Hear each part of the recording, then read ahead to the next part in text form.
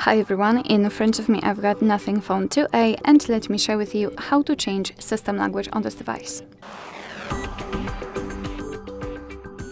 So let's start with opening the settings, and here we have to scroll in order to find the system.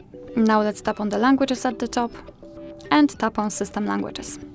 As you can see, this is the list of all kind of currently applied languages. We've got only English, so let's tap on Add a Language, and here we've been transferred to the full list of available languages from which we can choose. So simply find yours and tap on it, and let me pick maybe Turkish. Let's tap.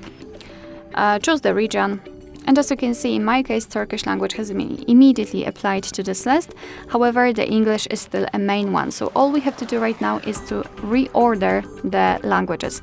Let's simply tap on the language and hold it, and then drag it to this first position. Your device will ask you if you really want to do it, so let's simply tap on Change. And as you can see, from now on, the whole system and the whole menu will be displayed in the chosen language. Of course, we can change it to English again, tap on it and hold it and drag it.